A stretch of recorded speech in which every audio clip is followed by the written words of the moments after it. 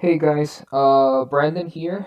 I'm the main uh, small contract developer for the collective. I'm glad to meet you all. Thank you a lot for your support.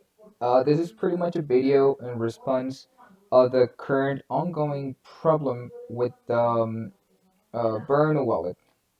So, first of all, I want to clarify that we pretty much program in its entirety the whole code. We just pretty much the only things that we used from the Solidity repository were the interfaces and pretty much that. But the entirety of the logic of the contract, which was made by me and the collective team. This is the code that it's in my local repo for the contract. This is the whole smart contract. Uh, to prove the point that it's not a different contract that I'm using, I'll be going here to the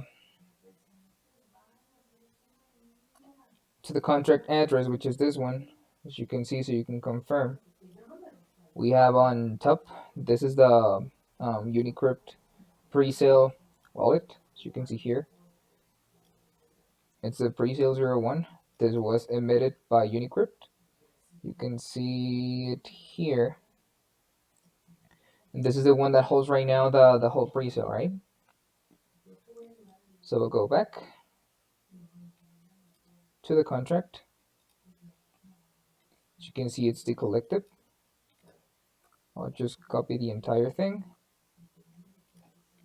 and I'll create a new file, which is this. I'll copy and paste it, and if you check here in my Explorer, here we have both of the files. So you go back here with Control click, we can just compare both, and as you can see, there's no difference. The only difference here is this one that it's added by BSC scan for the submission for the verification. Here on the right, on this white slider, you can see the differences. When something is added in a place, it's in green, and when something is missing in a place, it's in red. So if we go through the entirety of the contract, as you can see, there's nothing different in the contract, right? So what does this mean? It's that I'm pretty much using the same contract that I programmed for you, so everyone can be pretty much sure that the investment is safe. Let me now explain you where did I miss. So the contract logic for transfers, it's right here. Here. Starting here, this is the most important function because it's the one that allows you to pretty much receive and get payments. Every single payment, every single transfer that it's done, it's pretty much submitted as a transfer event. This handles the swap and liquefy functions to sell for liquidity, to sustain the liquidity. This gets the logic for the burns, and the only issue here, and you're gonna call me stupid because I am stupid. It's where's that? It's in here. So once everything else is pretty much done, this is what adjusts the balances. This is the piece of code that adjusts everything. Here we can see that the balance of the sender, this means the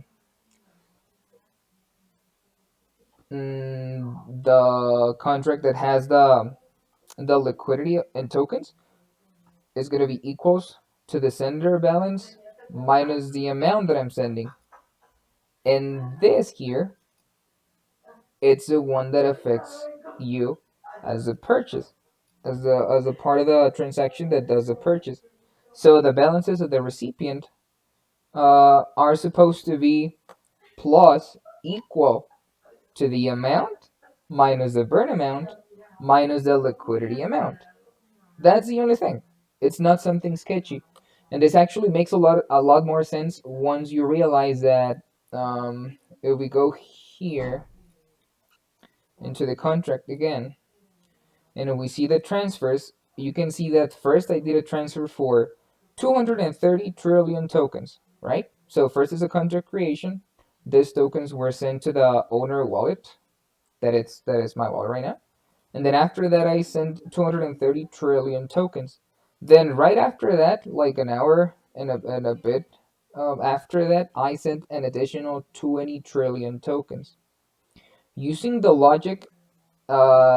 current logic in the contract, what it did is that, okay, so the first time that I sent to the burn wallet, it did this. Since the recipient, it's a burn wallet, so the 00000 that the amount is, it was just going to be the amount minus the burn amount minus the liquidity amount. Since the liquidity and the burn amount start in zero, to pretty much not mess up with the distribution during Unicrypt pre-sales, and so we can start the market in the best way possible. The transaction are it's not charged on the burn address. So if when I did it the second time, what it pretty much did was it did the same.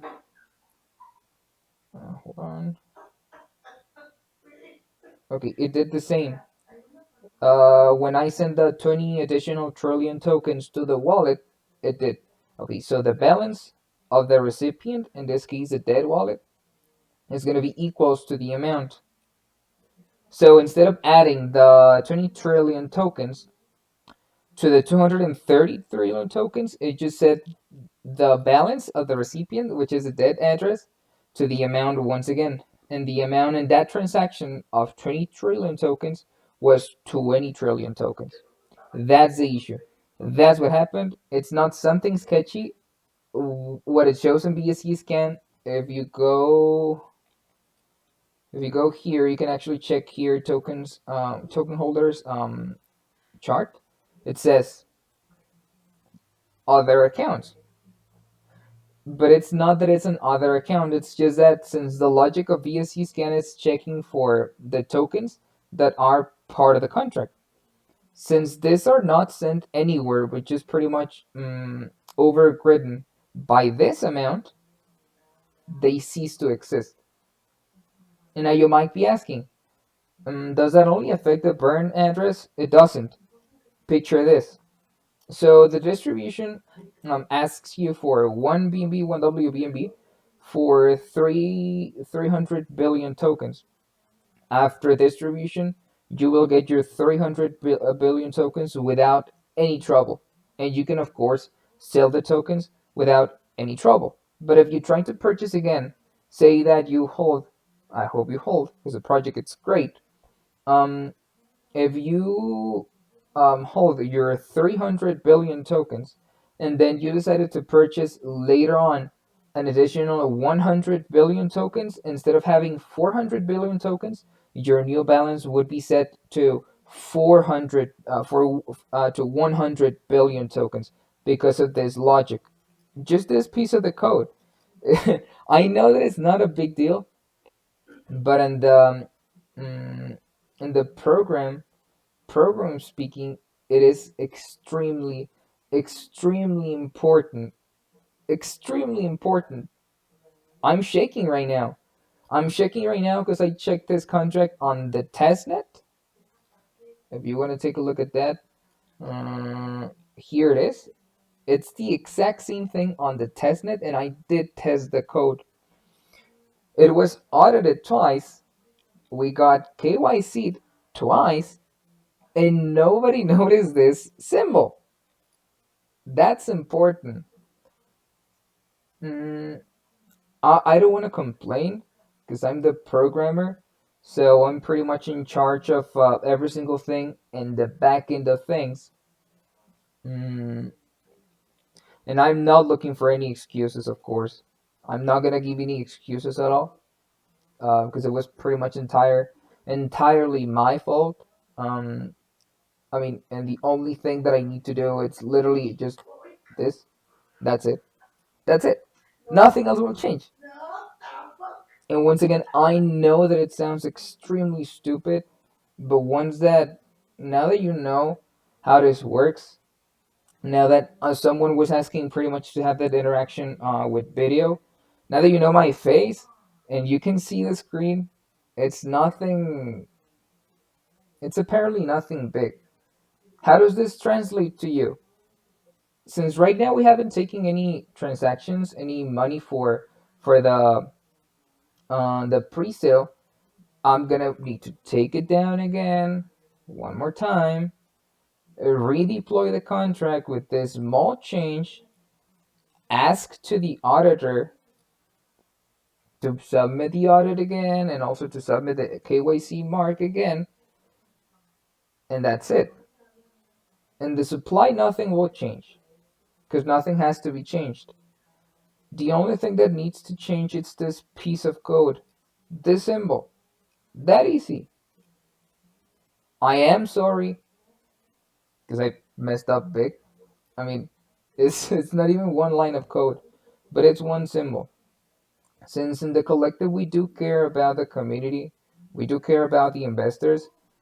Mm, I would rather redeploy everything and set it up tonight than waiting for you guys to realize once you try to claim your tokens that you cannot pretty much do what you're supposed to do in the contract,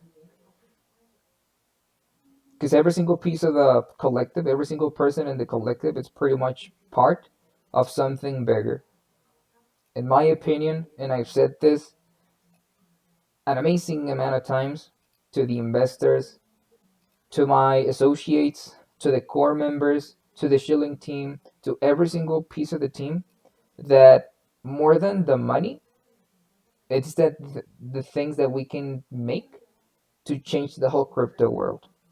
Because what we're changing, it's unique in its own kind. What we're doing, it's not building any more meme coins, not building any more safe moon copies, but we're building a platform over the BSC network. This is a real project. This is not a pump and dump. This is not a hype coin. Mm, this is not another token that you can find in any Reddit groups.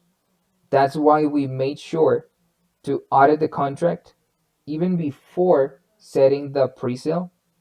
That's why we decided to KYC ourselves, to dox ourselves, even at the beginning of the project, even before asking for money on the ICO, because we do appreciate every single one of you.